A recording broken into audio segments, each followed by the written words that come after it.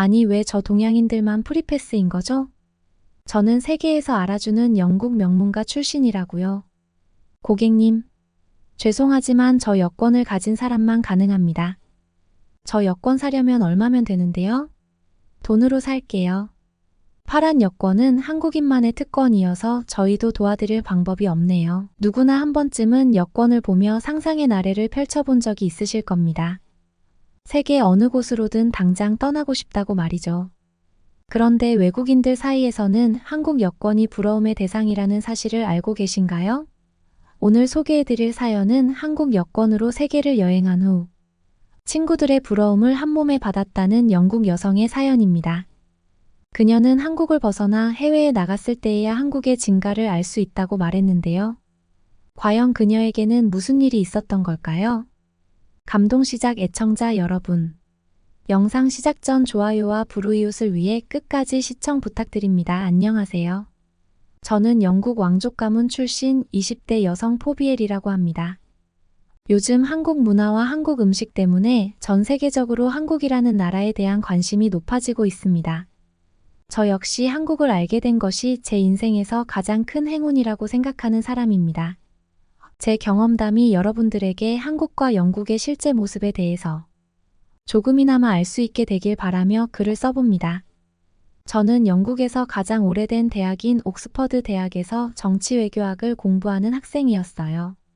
사실 많은 분들이 알고 계시겠지만 영국은 국제 정세에 민감한 국가이기 때문에 국가 경제가 늘 요동치곤 합니다.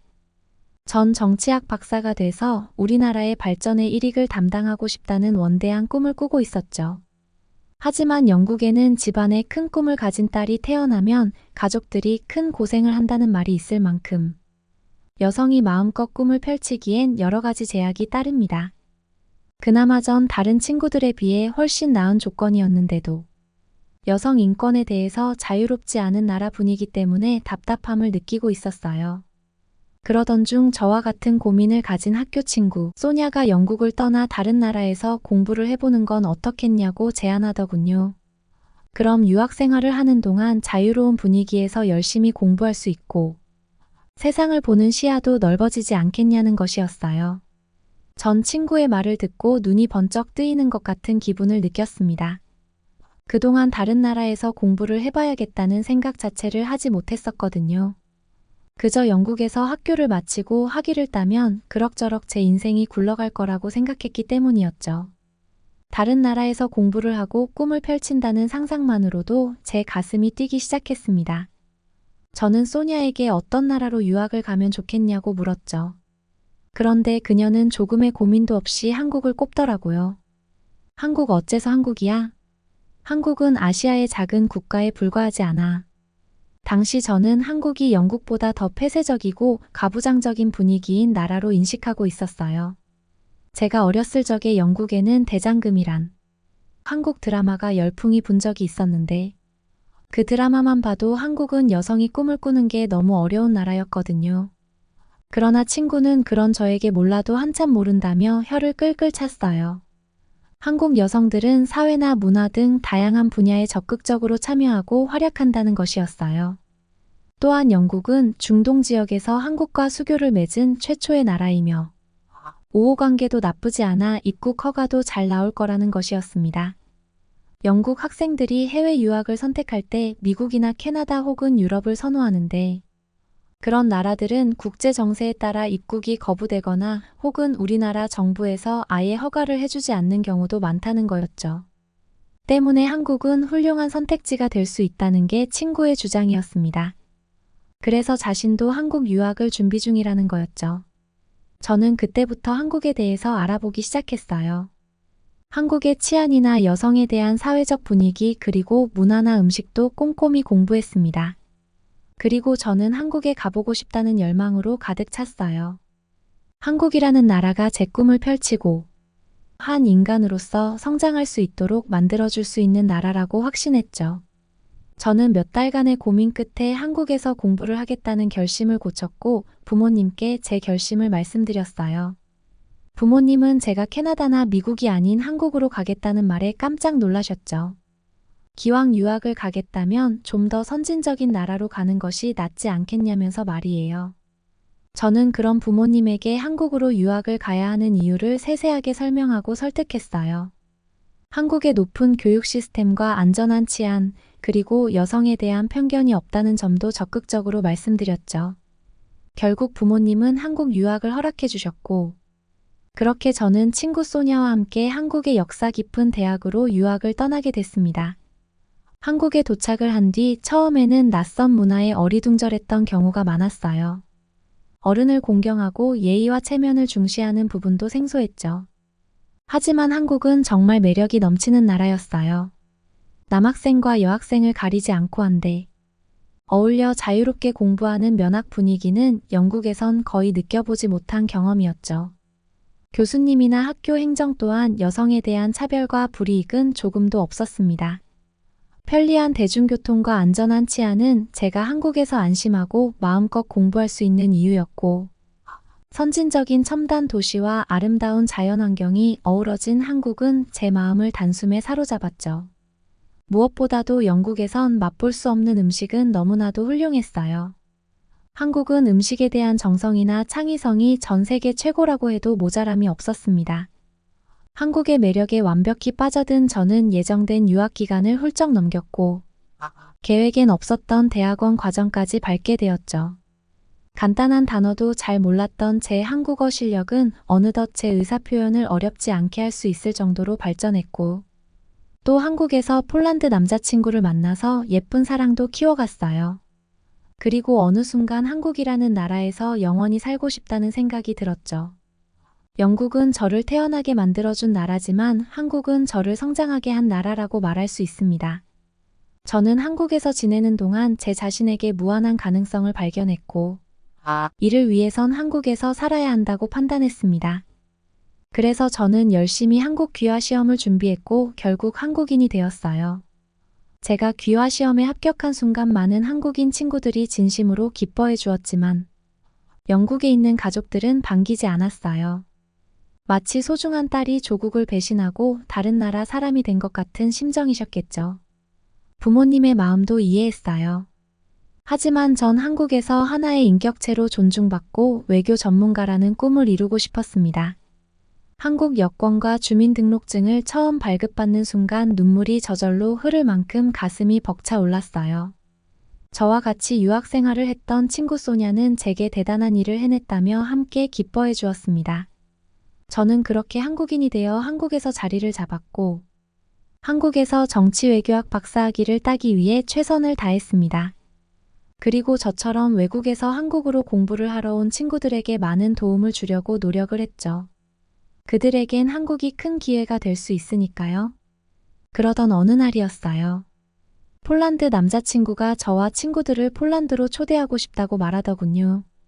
그 친구 아버지는 자국에서 와인 사업을 하고 있으며 아들의 친구들에게 융숭한 대접을 하고 싶다는 거였어요. 비행기 티켓이나 체류비 같은 건 전부 부담해 줄 테니 아무 걱정하지 말라면서 말입니다. 평소 여행을 좋아했던 저는 무척 흥분했어요. 남자친구의 부모님을 볼 수 있다는 것도 너무 좋았고 이번 기회에 마음껏 유럽을 구경해야겠다고 생각했죠. 그렇게 저와 몇몇의 친구들은 남자친구의 배려로 여행을 떠나게 된 겁니다. 저희 멤버는 다양한 국가 출신의 친구들로 구성됐어요. 제 영국 친구 소냐는 물론 우크라이나 친구와 러시아 친구도 있었고 폴란드 출신과 미국 출신도 있었어요. 저희 일행은 난생 처음 하는 유럽 여행에 흥분하며 비행기에 올랐고 긴 비행 끝에 폴란드에 무사히 도착을 할 수 있었습니다. 그런데 폴란드에서 예상치 못한 뜻밖의 문제가 생기고 말았죠. 저와 남자친구는 무사히 입국을 했는데 다른 친구들이 입국 심사대를 통과하지 못했다는 겁니다. 이유를 물었더니 다른 나라의 여권 소지자는 폴란드에 입국을 하기 위해선 심층 인터뷰가 필요하다는 것이었어요. 미리 비자 신청을 해놓았는데도 불구하고 말입니다. 그들은 이리저리 옮겨다니며 몇 차례에 걸쳐 인터뷰를 했고 덩그러니 둘만 남은 저와 남자친구는 인터뷰를 하는 친구들을 기다리느라 지쳐 있었죠. 그런데 갑자기 남자친구가 갑자기 고개를 갸웃거리며 저를 보더니 저한테 이렇게 묻는 겁니다. 자신은 폴란드 국민이니까 당연히 입국 심사가 간소하지만 한국 여권을 들고 있는 너는 왜 자신과 똑같이 입국 심사를 할 것도 없이 무사히 통과하는 거냐고 말이에요. 그 말을 듣고 저도 좀 의아했습니다. 처음엔 의식하지 못했는데 입국 심사를 다시 받는 친구들을 보니까 의문점이 들더라고요. 궁금증을 참지 못한 남자친구는 입국 심사 직원에게 질문을 던졌어요. 다 같이 한국에서 입국했는데 왜 한국 여권을 가진 친구만 빼고 나머지는 까다롭게 심사를 하느냐고 말이에요. 그러자 그 직원이 한국의 여권 파워가 얼마나 센지 모르냐며 웃더라고요. 한국은 폴란드와 사직 면제 협정에 의거해서 무비자로 입국을 할 수 있으며 자신이 알기론 한국 여권을 들고 있으면 전 세계의 웬만한 국가는 무사 통과라고 하는 겁니다.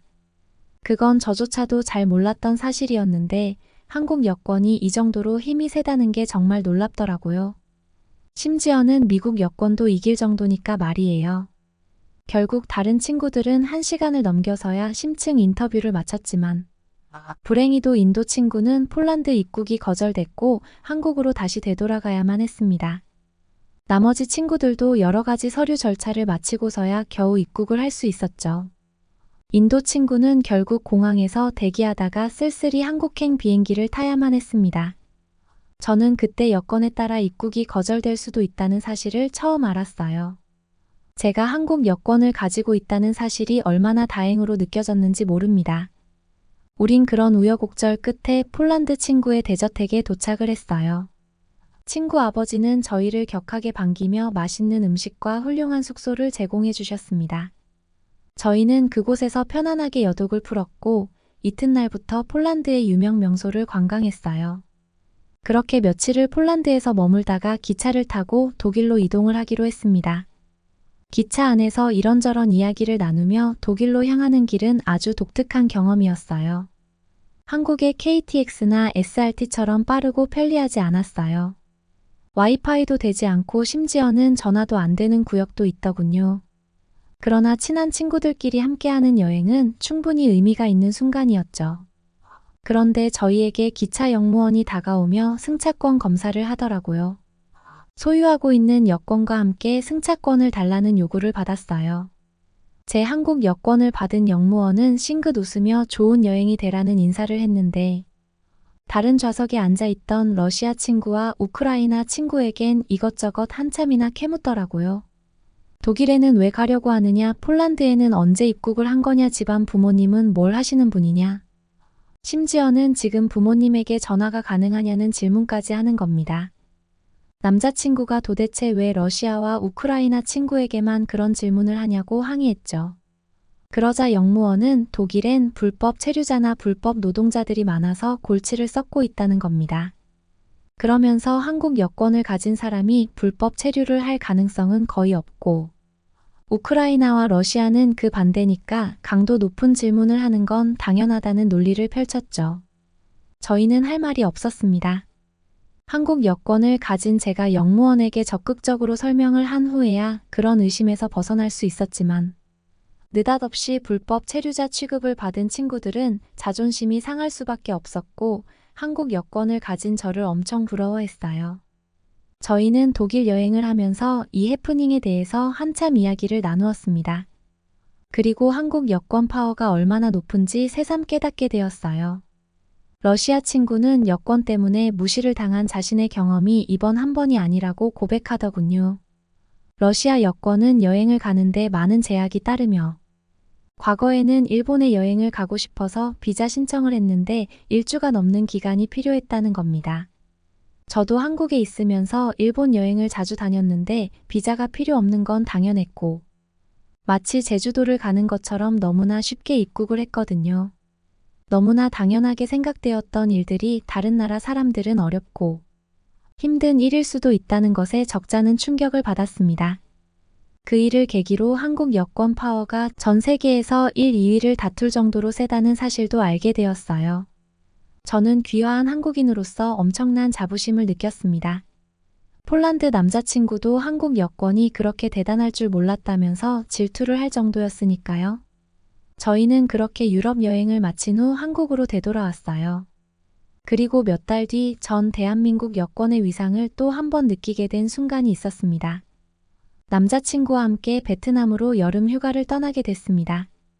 그런데 남자친구가 베트남 여행을 떠나려면 전자비자를 발급받아야 한다고 주장을 하더라고요. 저는 그에게 무슨 소리냐고 반문했어요. 수많은 한국 사람들이 베트남 여행을 갈 땐 비자 없이 간다고 했더니 도저히 믿질 않는 겁니다. 유럽 사람들은 베트남에 갈 때에는 최소 4일 전에 전자비자를 발급받아야 하는데 왜 한국인들은 그냥 갈 수 있냐며 폭풍 질투를 하더라고요. 전 남자친구에게 어깨를 의식하며 대한민국 여권이니까 당연하다고 놀려주었어요. 남자친구는 어쩔 수 없이 전자비자를 발급받았고 우리 두 사람은 베트남에 도착을 했습니다. 저는 입국 심사를 아무 질문도 받지 않고 통과를 했는데 폴란드 남자친구는 입국 심사에서 막혀버린 것이었어요. 그들은 남자친구에게 입국을 허락할 수 없다며 다시 비자를 발급받아오라는 요구를 했죠. 남자친구는 절망했습니다. 왜 여자친구는 그냥 통과인데 함께 온 자기만 입국이 되지 않냐고 항의했죠. 그러자 입국 심사 직원은 이렇게 대답했어요. 베트남에서 대한민국 여권은 자국 국민 여권과 동급입니다. 하지만 폴란드 여권은 조금이라도 의심 소지가 있으면 입국을 허락할 수가 없어요. 남자친구는 어쩔 수 없이 다시 되돌아가야만 했고 저는 나흘이라는 시간 동안 홀로 베트남에서 여행을 즐기고 돌아왔어요. 남자친구는 지금도 그때 이야기를 꺼내며 투덜거리곤 합니다. 자신도 빨리 한국 귀화 시험을 보거나 저와 결혼이라도 해야 할 것 같다면서 말이에요. 한국의 여권 지수가 전 세계 순위를 다툴 정도로 무척 높으며 무비자로 방문할 수 있는 국가가 192개국이라는 사실을 아시나요? 이는 한국이란 나라와 한국인의 위상을 단적으로 보여주는 거라고 생각해요. 여성들의 제약이 심한 영국 출신 인체가 한국 귀화에 성공했다는 사실이 얼마나 자랑스러운지 모릅니다. 저는 대한민국 국민으로서 자부심을 느끼고 있으며 앞으로도 영국과 한국을 위한 징검다리가 되고 싶다는 꿈을 위해 열심히 정진할 생각입니다. 어떻게 보셨나요? 한국 여권에 대한 자부심이 느껴지는 귀화 여성 포비엘 씨의 경험담이었습니다. 한국으로의 유학을 결심하고 한국에 귀화하기까지 한국은 그녀에게 특별한 의미가 있는 나라였습니다. 한국으로의 유학을 결정한 것이 얼마나 큰 행운이었는지를 느낄 수 있었는데요. 또한 폴란드로의 여행에서는 한국 여권의 강력함을 깨달을 수 있었습니다. 이는 한국의 국제적인 위치를 아주 잘 나타내는 사례라는 생각이 드는데요. 앞으로도 한국인으로서의 자부심을 잊지 말고 한국을 위해 더욱 노력하는 그녀가 되었으면 좋겠네요. 그러면 더욱 감동적인 다음 사연으로 넘어가겠습니다. 이런 석탄 갈아 넣은 것 같은 음식을 나보고 먹으라고? 도저히 못 먹겠어. 아픈 나한테 이런 걸 먹으라고 하다니 너무해. 한 프랑스 여성이 한국 친구에게 울먹이며 섭섭함을 토로하고 있습니다. 이 석탄 갈아 넣은 것 같은 음식은 도대체 무엇일까요? 또 이들에겐 어떤 일이 있었던 걸까요? 안녕하세요. 저는 프랑스 파리에 사는 도비안입니다. 저는 프랑스에서 대학을 졸업하고 신문사에서 기자로 일하고 있습니다. 저는 작년 연말에 한국 친구의 초대로 연말 파티 겸 친구의 결혼식 참석을 위해 한국으로 여행을 갔습니다. 저의 한국 친구들은 10년 전에 프랑스로 유학 왔을 때 저와 집을 함께 쓰던 친구들이죠. 우리는 네덜란드에서 온 제니퍼, 독일에서 온 모니카를 포함해서 5명이 집을 함께 썼습니다. 같은 학교에 다니면서 서로 친하게 지냈죠. 그래서 학교를 졸업하고 각자 집으로 돌아간 이후에도 SNS에서 서로의 일상을 공유하며 연락하고 지냈습니다. 그 친구들 중 한 명인 한국인 미연이가 연말에 한국에서 결혼식을 한다고 우리 모두를 초청했습니다. 우리는 지난 10년간 출장으로 프랑스를 오거나 휴가 때 시간을 맞춰 2~3명이 함께 여행을 간 적은 있었지만 5명이 모두 함께 모여 시간을 보낸 적은 없었기에 이 기회에 한국에서 모두 모이기로 했죠. 일단 저희 사연을 얘기하기 전에 한국 분들께 사과부터 해야 할 것 같네요. 저는 지금까지 동양은 서양보다 후진국이라는 선입견이 있었습니다. 그렇다고 한국에서 온 친구들을 무시하지는 않았지만 한국이라는 나라가 프랑스보다는 후진국이라는 생각이 강했죠. 하지만 지금 한국을 방문하여 겪은 경험들을 뒤돌아보니 이렇게 사과를 드려야 할 것 같습니다. 저는 지난달 초 미연이의 결혼식보다 훨씬 일찍 한국에 도착했습니다. 한국에 도착하자마자 저는 좀 어리둥절했죠. 인천공항이 정말 좋았기 때문인데요. 출국장을 나와서 보이는 모습이 여기가 공항인지 전시관인지 구분이 안 될 만큼 공항에는 곳곳에 화려한 예술품이 전시되어 있고 광장에서는 수준 높은 문화 공연을 하고 있었기 때문입니다. 그리고 공항에서 미연이가 살고 있는 홍대까지 지하철을 이용해서 갔는데요. 연말을 맞이하여 한 달 정도 여유 있게 있으려고 짐을 많이 챙겨와서 짐이 꽤 무겁고 많았기에 혼자 이동하는 것이 좀 걱정스러웠습니다. 그런데 공항에서 지하철까지 무빙워크로 연결이 잘 되어 있어서 어려움 없이 지하철에 탑승할 수 있었죠. 실내로 계속 연결되어 있어 한국 겨울 날씨가 그렇게 추운지 몰랐습니다. 지하철 안도 정말 따뜻했고 깨끗했기 때문이죠. 게다가 제가 앉은 지하철 의자까지 따뜻했기에 이동하는 동안 여행의 피로도 풀리는 것 같았습니다. 정말 신기한 경험이었지요. 미연이가 홍대 지하철역까지 마중 나왔기에 집까지도 아주 편하게 갔습니다. 3년 전 프랑스로 출장 왔을 때 잠깐 본 이후 처음 만나는 것이었기 때문에 오랜만에 만난 미연이가 무척 반가웠습니다. 한국에 있는 동안은 미연이의 집에서 같이 머물기로 했기에 미연이네 집으로 가서 짐을 풀었습니다. 짐을 정리하고 서로의 근황을 얘기하다 보니 저녁 늦은 시간이 되었습니다. 우리가 시간 가는 줄 모르고 떠들었다며 깔깔거리며 웃었는데 미연이가 배고프다고 밖에 나가자는 거예요. 저는 놀랐죠. 프랑스에서는 밤에 갈 수 있는 곳도 별로 없고 놀 수 있는 곳도 별로 없거든요. 그런데 홍대는 정말 다른 세상 같았습니다. 사람도 정말 많고 새벽까지 거리 공연도 있어서 정말 신났고 길거리에 먹거리도 많이 팔고 있어서 어떤 걸 먹어봐야 할지 고민할 정도였으니까요. 미연이는 한국에 왔으면 삼겹살은 먹어봐야 한다면서 저를 삼겹살집으로 데리고 갔습니다. 저는 육식을 정말 좋아해요. 반면 야채는 별로 좋아하지 않죠. 아마 미연이도 저의 그런 식습관을 알고 있었기에 한국에서의 첫 식사를 삼겹살로 정했던 것 같습니다. 저는 대학교 때부터 한국 음식에 대해 많이 들어서 삼겹살에 대해 알고 있었기에 한국에서 꼭 먹어보고 싶던 음식이었습니다. 그래서 반가운 마음으로 갔죠. 식당에는 테이블 한가운데가 뻥 뚫린 테이블이 여러 개가 있었는데요. 저희도 그 테이블 중 하나에 앉았습니다. 그런데 분명 저희가 주문한 건 삼겹살이었는데 나오는 음식들이 고기는 하나 없고 모두 야채뿐인 거예요. 상추, 케일 같은 채소들과 무절임 명이 나물 김치, 쌈장, 겨자 같은 소스류들이 나왔죠. 저는 미연이가 주문을 잘못한 게 아닌가 하는 생각이 들어서 미연아 너 주문을 잘못한 거 아니야. 삼겹살은 안 나오고 채소만 나와라고 말했더니 미연이가 웃으며 이게 다 삼겹살을 위한 거라고 말하더군요. 조금 후에 사장님이 조그만 화로에 뭔가 붉게 달궈진 숯을 담아서 저희 테이블로 오셨습니다. 잠시 지나가는데도 후끈 열기가 느껴질 만큼 뜨거운 숯불이었기에 저는 흠칫 놀랐지만 테이블 가운데가 뻥 뚫린 이유를 이제 알았습니다. 그 숯불을 놓는 자리였던 것이죠. 저는 다리에 화상 입을까봐 걱정되어 테이블 아래를 쳐다봤더니 미연이가 웃으면서 안전하다고 바로 안심시켜주던 고지어 그렇게 기다리던 삼겹살이 나왔습니다. 육즙이 안 떨어지게 초벌구이를 해가지고 오셨다고 했는데 저는 삼겹살이 베이컨과 비슷하다고 들었기에 베이컨을 상상하고 있었는데 고기가 매우 두툼해서 놀랐습니다. 제가 생각했던 것보다 훨씬 먹음직스럽게 보였거든요. 테이블에서 숯불이 불판에 고기를 구워 먹는 경험은 정말 신기하고 재밌었습니다. 고기가 익어갈 때쯤 미연이가 삼겹살은 먹는 방법이 다양하다고 말해주더군요. 일반적으로 한국에서는 야채에 싸서 먹는다고 말했죠. 저는 야채를 정말 싫어했기에 인상을 찌푸렸습니다. 그런 저를 보고 미연이가 우선 맛을 보라며 상추 위에 삼겹살을 얹고 쌈장과 파무침을 넣고 얇게 썰은 마늘 하나를 얹은 뒤 야채를 꽁꽁 싸매서 저에게 주더라고요. 저는 미연이가 야채를 싫어하는 나를 놀리려고 일부러 쌈을 건넨 거라고 생각해서 거절했는데요. 미연이가 제발 한 번만 먹어보라고 이게 진정한 삼겹살이라고 하길래 어쩔 수 없이 먹었습니다. 그런데 이게 웬일인가요? 삼겹살 쌈은 정말 기가 막힌 맛이었습니다.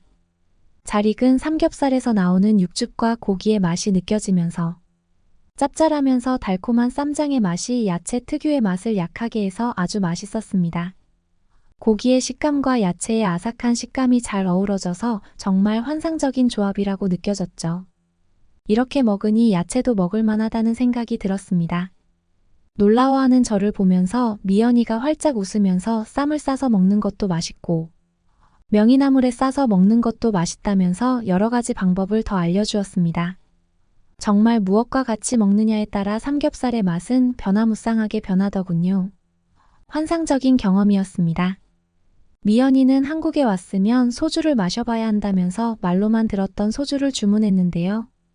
고기를 먹고 나서 마시는 소주는 마치 미식가들이 다른 음식을 먹기 전에 입을 헹구는 듯한 깔끔한 느낌이 들어 다음 한 입을 먹는 기분을 좋게 해주는 묘한 재미를 느낄 수 있었습니다.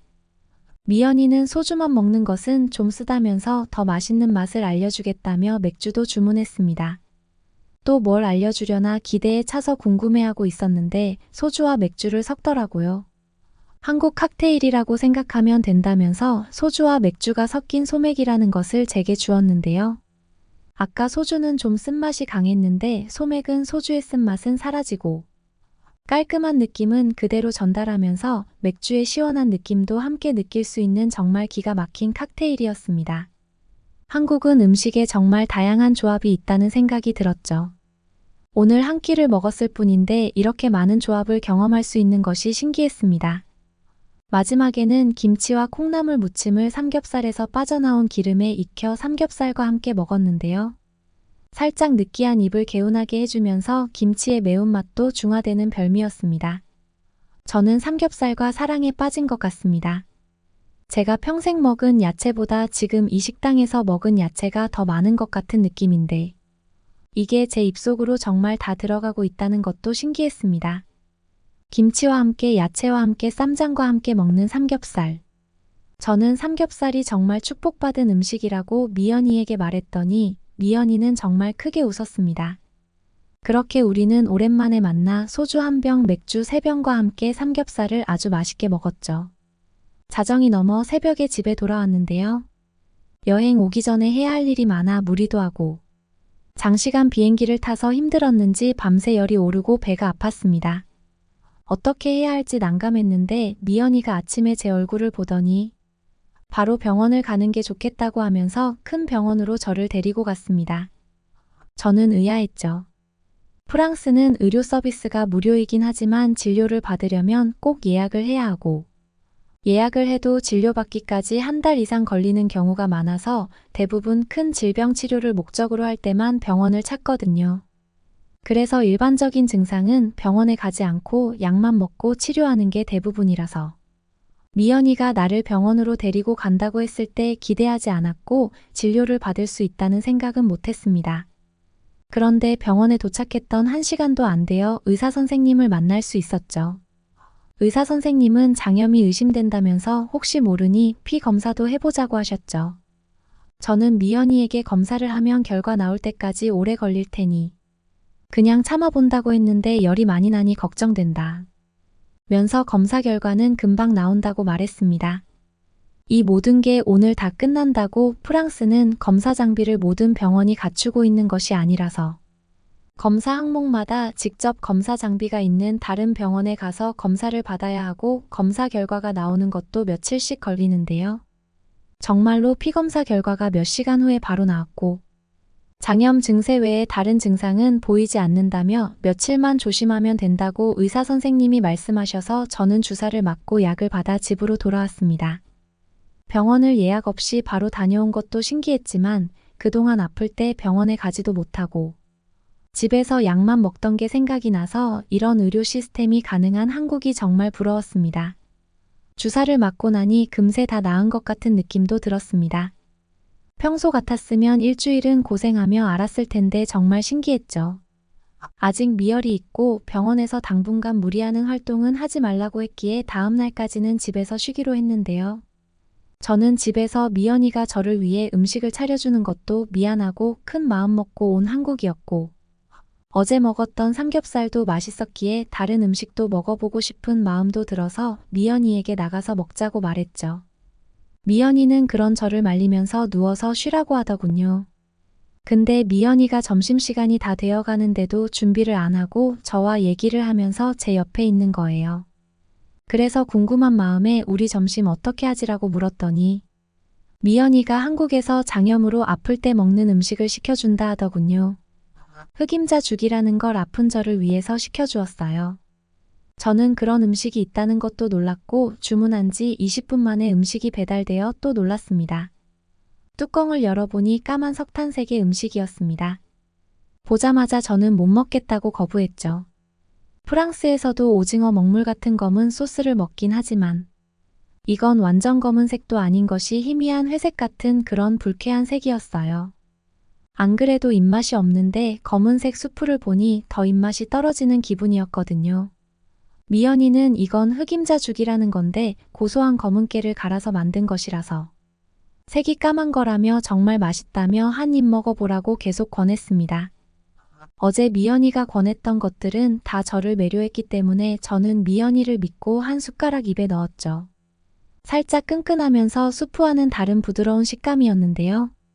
처음 먹어본 맛이었지만 정말 고소하고 부드러워서 아주 좋았습니다. 그동안 고소하다는 말을 한국 친구들에게 많이 들었었는데 어떤 느낌인지 정확히 몰랐습니다. 이번에 흑임자죽을 먹으면서 고소하다는 맛을 좀 더 이해할 수 있었죠. 아파서 별로 배가 고프지 않았는데도 한 그릇을 금방 다 먹어버렸습니다. 같이 온 반찬들도 흑임자죽과 너무나도 잘 어울려서 반찬까지 다 먹었죠. 그런 저를 보면서 미연이는 정말 아픈 거 맞냐며 농담을 하기도 했죠. 미연이의 보살핌을 받은 하루 푹 쉬었더니 컨디션이 빨리 회복되었습니다. 그래서 그 다음 날에는 미연이와 함께 영화를 보러 갔습니다. 영화관 근처에서 영화표를 예매하고 근처 카페에서 차를 마시며 영화 시간을 기다렸어요. 영화관도 미연이네 집에서 걸어서 5분 거리에 있었는데요. 정말 미연이네 집 근처에는 모든 시설이 다 있었습니다. 편의점, 마트, 약국, 병원이 모두 걸어서 금방 갈 수 있는 거리에 있다는 것이 놀라웠고 정말 편했습니다. 영화가 시작할 때까지 시간이 조금 남아 카페에 있는 동안 미연이는 노트북을 꺼내서 업무를 보고 있었고 저는 그 사이 잠시 화장실에 다녀왔습니다. 다시 카페로 돌아왔는데 미연이는 온데간데 없고 테이블에 노트북만 덩그러니 있어서 저는 미연이에게 무슨 일이 생긴 건가 당황하며 주변을 둘러보았습니다. 저 멀리서 미연이가 영화 보면서 먹을 간식을 사서 오는 모습이 보였죠. 저는 정말 놀라서 물었죠. 이 비싼 노트북을 이렇게 방치하고 가면 어떻게 해? 그랬더니 아무렇지 않은 표정으로 한국에서는 카페에 있는 물건들을 아무도 안 가져간다고 하는 거예요. 정말 이게 말이 되는 건가요? 유럽에서는 차 안에 있는 가방이나 지갑도 문을 깨고 가져가는데 이런 나라가 있다는 게 믿기지가 않았습니다. 한국은 어떻게 이런 게 가능한 건가요? 영화를 보면서 간식을 먹어서 그런지 영화가 끝나고 배가 많이 고프지는 않았습니다. 미연이는 간단하게 분식을 먹자면서 포장마차라는 곳에 저를 데려갔습니다. 길거리에서 음식을 파는 곳이었는데요. SNS에서 많이 봤던 한국 떡볶이를 파는 곳이었습니다. 기대를 하며 먹었는데요. 조금 매웠지만 떡의 쫀득한 식감이 정말 좋았습니다. 매콤하지만 달콤하기도 하면서 정말 맛있었지요. 사진으로 보았을 때 절대 상상할 수 없었던 맛이었습니다. 어묵 국물과 함께 먹으니 딱 조합이 좋았습니다. 저는 그렇게 12월 24일 미연이가 결혼할 때까지 아침에 한강공원에서 조깅도 하고 저녁에 한강 편의점 라면도 먹어보고 홍대 거리에서 새벽까지 돌아다니며 놀기도 하면서 새로운 경험을 정말 많이 했습니다. 1월 24일 미연이가 결혼을 했죠. 매우 멋진 결혼식이었습니다. 오랜만에 만난 다른 친구들과 결혼식 전 이틀 동안 많은 이야기를 나누며 함께 시간을 보냈습니다. 10년 만에 5명이 모여 즐거운 시간을 보내니 대학 시절로 돌아간 기분이었습니다. 저는 즐거웠던 이틀을 보내고 프랑스로 다시 돌아가야 할 시간이 돌아왔을 때 걱정될 정도였습니다. 한국에 조금 살아보니 너무도 편리하고 안전한 곳이었기에 이제 프랑스로 돌아가면 불편하겠다라는 생각이 들 정도였지요. 프랑스도 한국처럼 편리하고 안전한 곳으로 바뀌면 좋겠다는 생각이 듭니다. 좀 오래 걸리겠지만 언젠가는 그렇게 되겠죠. 프랑스보다 후진국이라고 생각했던 한국 여행 외. 이런 생각을 하는 제 모습은 정말 상상할 수도 없는 모습이었네요. 예전에 한국 친구들이 프랑스에서 유학하면서 왜 그렇게 답답하다고 그랬는지 이해할 수 있는 시간이었습니다. 저와 친구들은 1년에 한 번은 연말 휴가를 활용해 한국에서 모이자고 약속했습니다. 한국은 빠르게 변화하는 곳이니 자주 방문해서 얼마나 더 좋아졌는지 모두 알고 싶어졌거든요. 다음에 한국에서 만날 시간들도 기대가 됩니다. 다음에는 한국의 다른 지역도 여행할 계획입니다. 다음 한국 여행기도 커뮤니티에 올리겠습니다. 한국에 대한 다양한 정보 댓글로 남겨주세요. 오늘 도비안 양이 사연을 전하면서 흑임자 죽은 정말 맛있는 음식인데 외국인들에게는 생소하고 그다지 좋지 못한 첫인상을 줄 수 있겠다는 생각을 했습니다. 우리에겐 너무도 익숙한 음식들이지만 어떤 식문화를 즐겼느냐에 따라 다양한 생각을 가질 수 있겠다는 생각이 드네요. 그러면 더욱 재미있는 다음 사연으로 넘어가겠습니다. 한국에 다녀온 여성에게 친구들이 한국은 어땠냐고 물어봅니다. 여성은 친구들에게 한국은 절대 가지 말라고 합니다. 친구들은 놀라서 무슨 일이냐고 묻습니다. 여성은 한국이 유명해지는 게 싫다고 하며 자신만 알고 싶다고 합니다. 과연 이 여성에게는 어떤 일이 있었던 걸까요? 안녕하세요. 한국에서 유학을 하고 있는 딸을 둔 폴란드 엄마 브루쉐예요. 유학 간 우리 딸 에나멜을 보러 한국에 갔다가 겪었던 일을 이야기해 보려고 합니다. 폴란드라고 하면 여러분은 어떤 단어가 떠오르세요? 북유럽, 추운 나라, 복지국가 등등이 있을 것입니다. 폴란드는 북유럽에 있는 나라로 스웨덴, 노르웨이, 러시아와 국경을 맞대고 있으며 남쪽으로는 발트해와 접하고 있습니다. 폴란드는 천혜의 자연환경과 높은 생활 수준, 교육 수준이 높은 것으로 유명합니다. 폴란드 날씨는 봄과 가을이 아주 짧고 여름은 3개월 정도이고 낮의 길이가 아주 길어서 백야라는 걸 경험할 수도 있습니다. 그리고 북극과 가까워서 겨울은 몹시 춥고 눈이 아주 많이 내리고 오로라도 관측할 수 있습니다. 그래서 추위에 대해서는 아주 익숙하다고 할 수 있어요. 저는 남편을 일찍 사고로 잃어서 딸과 둘이 함께 살고 있었습니다. 아빠가 없어서 아이에게 부족하게 느껴지지 않도록 아빠 몫까지 애정을 줬어요. 정말 다행히도 에나멜은 똑똑하고 독립적으로 잘 자라줬고 공부도 꽤 했습니다. 처음 한국으로 에나멜이 유학하러 가겠다고 했을 때 유럽에 많은 유명한 대학이 있는데 왜 한국같이 먼 나라에 가냐고 했어요. 제 딸은 수학과 과학 과목을 잘했는데 한국의 대학으로 의학을 배우러 가겠다고 했어요. 한국은 의학 기술이 뛰어나고 도시에 병원도 곳곳에 있다며 자신은 꼭 한국에서 의학을 배워야겠다며 저를 설득했습니다. 저는 하나뿐인 딸이 너무 멀리 떨어진다는 사실이 매우 섭섭했어요. 하지만 부모된 입장에서 꿈을 이루기 위해 하나라도 마다하지 않고 가겠다는 아이를 반대하는 건 아니라는 생각이 들어서 허락하게 되었습니다. 에나멜은 자주 전화했는데 정말 잘 지내고 있고 한국이 너무 좋다고 했어요. 저는 그냥 잘 지내고 있다고 말하고 싶어서 그런 건가 제가 걱정할까 봐 그러는 건가 한국이 너무 좋다니. 무슨 말이지 여러 가지 생각이 들었습니다.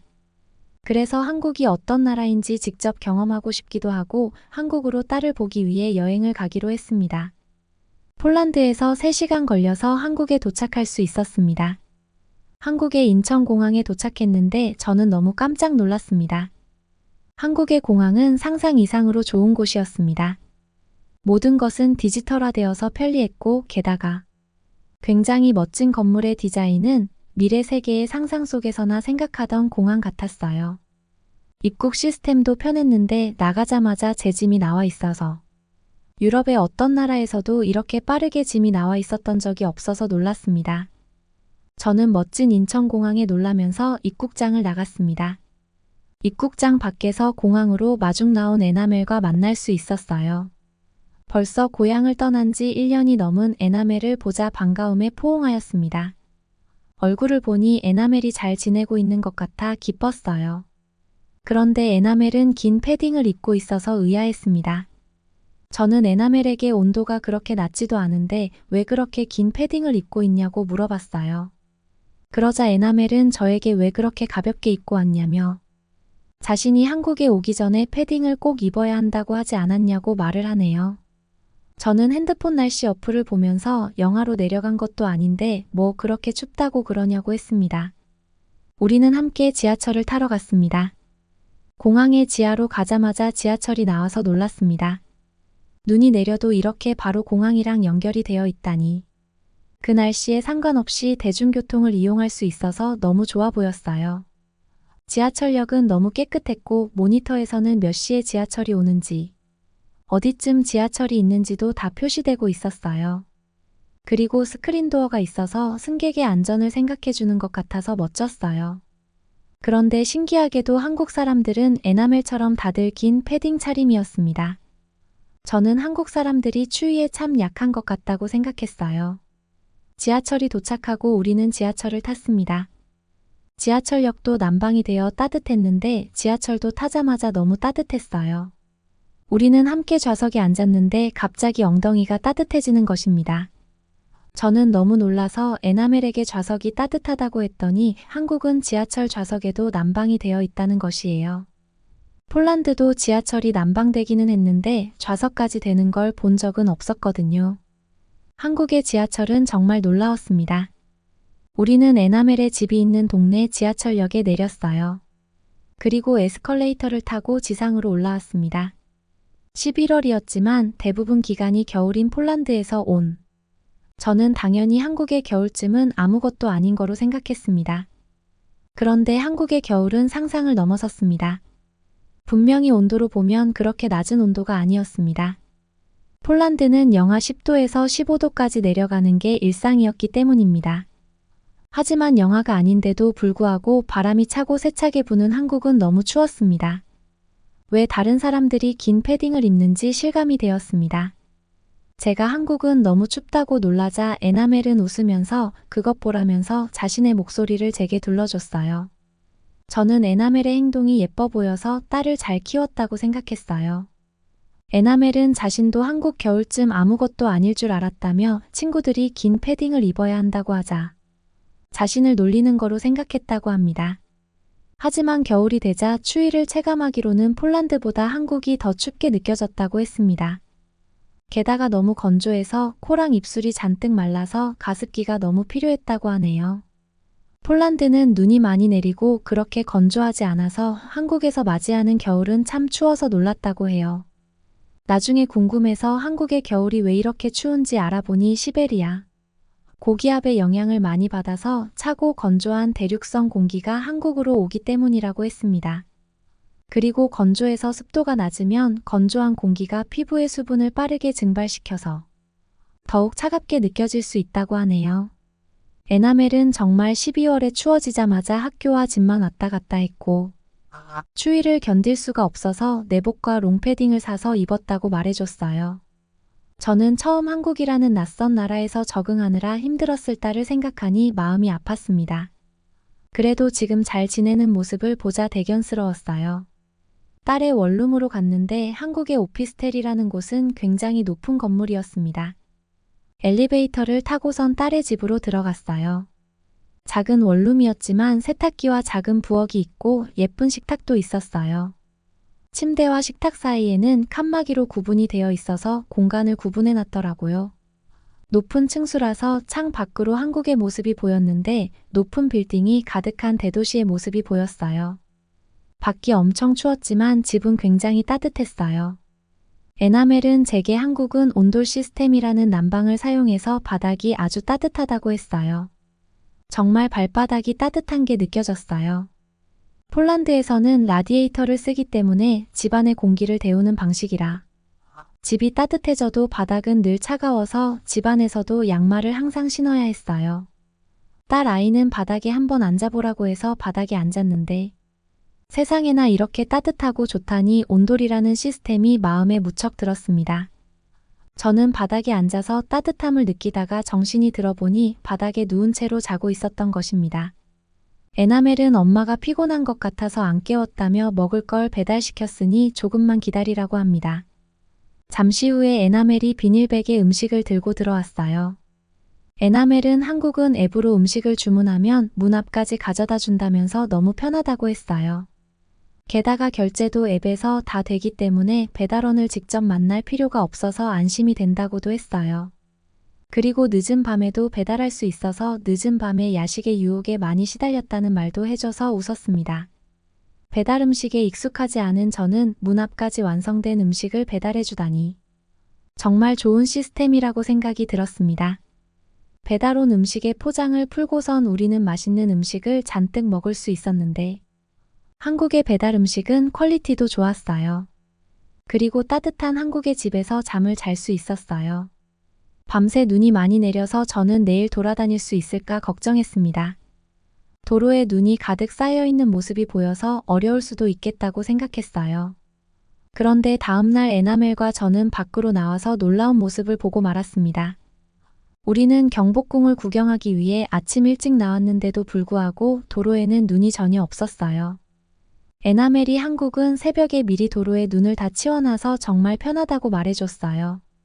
폴란드도 눈이 아주 많이 내리는 나라라서 제설차가 도로를 잘 치워주기는 했는데 한국의 빠른 작업 속도는 상상을 초월할 정도였습니다. 게다가 열선이 깔려있는 도로도 많아서 기온이 내려가면 자동으로 열선이 동작한다는 이야기에 놀랐습니다. 굉장히 미래의 도시 같은 한국이었어요. 우리는 버스를 타러 버스 정류장으로 향했습니다. 놀랍게도 한국의 버스 정류장은 바람을 막아주는 형태로 되어 있어서 그 안으로 들어갔더니 내부에서는 히터가 나오고 있었어요. 게다가 지하철 좌석도 따뜻했는데 버스 정류장의 의자도 따뜻했어요. 내부는 깨끗했고 부서진 곳 하나 없이 깔끔했어요. 밖이 너무 추웠는데 의자에 앉아 몸이 녹는 게 느껴졌어요. 게다가 내부에서는 언제 버스가 오는지도 모니터에 표시가 되어서 굳이 버스가 오는지 안 오는지 도로를 바라보면서 기다릴 필요가 없었습니다. 한국의 대단한 기술력에 놀랐고 기술력을 사람들을 위해 사용하는 모습도 굉장히 보기 좋았어요. 우리는 경복궁이라는 한국의 옛날 궁전을 구경하러 갔어요. 에나멜이 유학 간 뒤 한국에 관심이 생겨서 한국 드라마를 많이 봤습니다. 그 중에 한국의 조선시대를 배경으로 한 드라마를 본 적이 있어서 제가 그곳에 도착했다는 것이 신기했습니다. 처음 경복궁의 정문인 광화문에 도착했을 때 그 위험 있는 모습에 압도당했습니다. 광화문은 한국의 역사 속에서 중요한 역할을 해온 곳이라고 들었는데 그 문을 통과하는 순간 한국 역사의 한 부분이 되는 듯한 기분이 들었어요. 게다가 경복궁에 눈이 내려서 더 아름답게 느껴졌어요. 궁궐 안으로 들어서자 한국의 과거 건축 양식이 잘 보존된 여러 건물이 눈에 띄었습니다.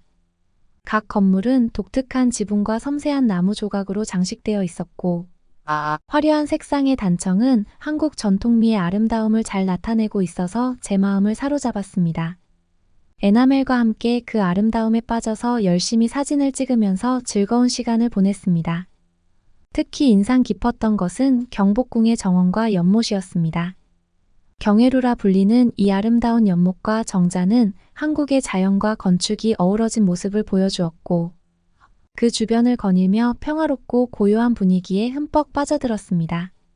한국의 자연과 건축물은 무척 잘 어울리게 건축이 되어 있었고 에나멜도 한국의 이런 모습이 너무 좋다고 했습니다. 경복궁 방문은 한복을 입고 다니는 관광객들로 인해 더욱 특별한 경험이었어요. 전통 옷을 입은 사람들을 보며 과거와 현재가 공존하는 독특한 문화적 경험을 할 수 있었습니다. 한복을 입은 사람들 사이를 거닐며 제가 마치 한국의 과거로 돌아간 듯한 착각에 빠졌어요. 경복궁을 구경하러 갔던 건 정말 잘한 선택이었어요. 구경을 모두 하고선 밖으로 나와서 거리를 걸어가고 있는데 제 눈에 어떤 상자가 들어왔습니다. 저는 바닥에 있는 노란 상자를 가리키면서 저게 뭐냐고 했더니 에나멜이 제설도구함이라고 했어요. 제설도구함 안에는 빗자루와 제설용 삽 같은 게 들어있었고 필요한 사람이 사용하고 다시 가져다 놓는 거라고 했어요. 저는 이걸 공용으로 사용한다는 것에 놀랐어요. 다른 나라였으면 이미 그 안에 도구 같은 건 훔쳐가고 남아있지도 않을 텐데 괜찮냐고 물어봤더니 한국 사람들은 정직해서 사용 후에 제대로 돌려놓기 때문에 이런 게 놓여 있다고 하는 거예요. 저는 정말 충격적이었어요. 폴란드는 모래가 든 상자는 있었지만 이런 건 본 적이 없거든요. 한국이기 때문에 가능한 일이라니 놀랍습니다. 우리는 경복궁 관광 후에 북촌 한옥마을로 갔습니다. 한옥마을은 동네가 한국의 옛날 집인 한옥으로 되어 있었는데 한옥마을의 골목골목은 마치 과거로의 시간 여행을 하는 듯한 느낌을 주었고 전통 한옥들이 현대적인 도시 풍경 속에 자리 잡고 있는 모습이 인상적이었습니다. 저는 한옥의 아름다운 기와 지붕과 섬세한 목조 구조에 매료되었으며 곳곳에서 만나는 한국의 전통과 현대 문화의 조화에 감탄했습니다. 한옥마을을 거닐며 에나멜과 함께 다양한 공예품 가게와 갤러리를 방문했고 한국 전통 문화에 대해 더 깊이 이해할 기회를 가질 수 있었습니다. 구경을 마친 후 우리는 배가 고파져 주변을 둘러보다가 한옥 스타일로 지어진 아늑한 음식점을 발견했어요.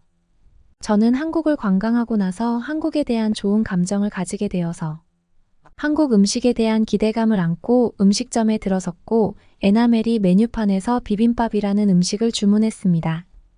처음에 한국으로 갈 때만 해도 한국말이 익숙하지 않아서 걱정했는데 자연스럽게 한국 사람처럼 음식을 주문하는 딸아이의 모습이 자랑스러웠어요. 비빔밥이 나오자 저는 그 색다른 모습에 놀랐습니다.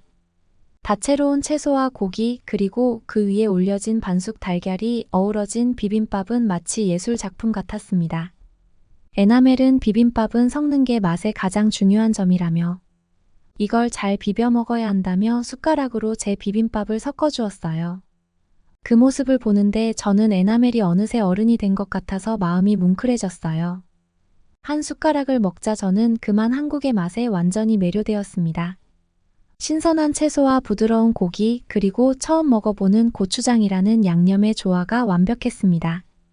각 재료가 갖는 독특한 맛과 질감이 입안에서 어우러지며 한국 음식의 깊이와 다양성에 감탄하며 너무 맛있게 비빔밥을 먹었어요.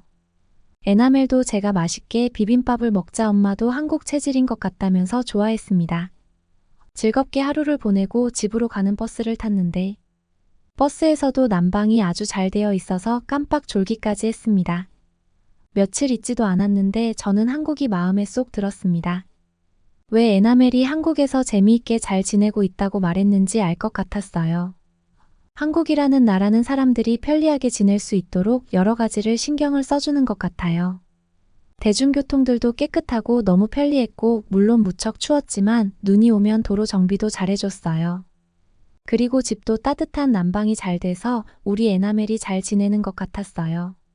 저는 한국 온돌이 너무 마음에 들어서 폴란드로 돌아가면 온돌 난방을 폴란드에서도 사용할 수 있는지 알아볼 거라고 다짐했습니다. 제가 사는 폴란드도 복지도 좋고 사회시설도 잘 되어 있어서 좋지만 한국이라는 나라가 훨씬 활기 넘치는 나라 같다고 생각하게 되었습니다. 한국을 여행해보니 한국이라는 나라가 참 좋아져서 너무 인기 있지 않았으면 좋겠다는 생각이 들었습니다. 하지만 좋은 건 함께 해야겠죠. 저의 이야기는 여기까지입니다. 여러분은 어떻게 보셨나요? 외국인들이 한국에 와서 놀라는 것 중 하나가 바로 한국 겨울의 추위라고 합니다. 우리가 춥다고 알고 있는 나라에서 온 외국인들조차 한국의 겨울은 정말 춥게 느껴진다고 하네요. 하지만 그 추위만큼이나 우리는 추위에 대비한 난방과 도로 정비, 대중교통들이 잘 되어 있어서 놀란다고 하네요. 브루셀 씨는 추운 폴란드에서 왔지만 한국의 여러 가지 추위에 대한 대비에 놀랐고 즐거운 여행을 할 수 있었다는 자랑스러운 사연이었습니다. 응원과 격려의 한마디씩을 댓글로 남겨주시기 바랍니다. 사연자분들에게 전달해드리겠습니다. 실제 사연 제보를 받고 있습니다. 채택되신 분께는 작은 선물도 보내드리고 있습니다. 저희의 사연이 여러분의 하루에 작은 힘이 될 수 있었으면 좋겠습니다. 감동적인 사연을 주변 분들과 이야기 나눠보세요. 더욱더 좋은 영상으로 다시 찾아뵙겠습니다.